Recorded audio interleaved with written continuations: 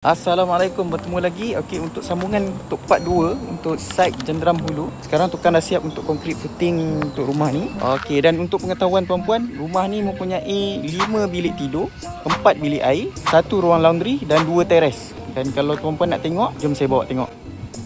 Okey, mula-mula kita akan jumpa dengan teres depan rumah ni. Untuk makluman puan-puan, rumah ni naikkan setinggi 2 kaki. Mana puan-puan boleh tengok? Tinggi untuk rumah ni dia naikkan 2 kaki lah. Untuk teres ni dalam 1 kaki lebih. Dan untuk teres belah sana pun samalah, lebih kurang 1 kaki lebih. Jadi ini adalah pintu masuk untuk rumah ni. Ini adalah ke depan untuk rumah ni. Yang mana untuk luasan teres untuk rumah ni adalah 7 kali 5 kaki.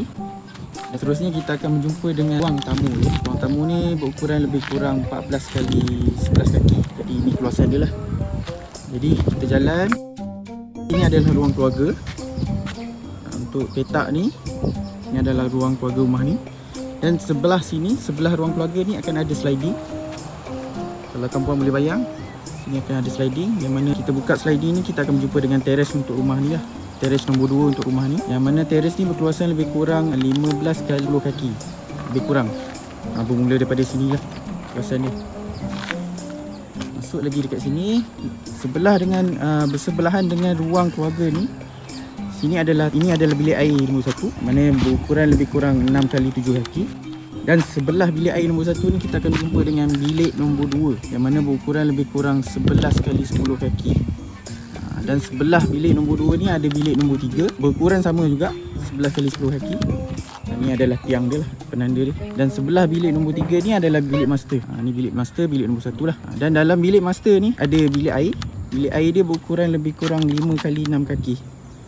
Dan sebelah bilik master ni kita akan berjumpa dengan bilik tidur nombor 4. Yang mana berukuran lebih kurang 11 kali 11 kaki. Dia besar sikit lah daripada bilik tidur nombor 2 dan nombor 3. Dan bilik nombor 4 ni ada bilik air sendiri, berukuran lebih kurang 4 kali 5 kaki.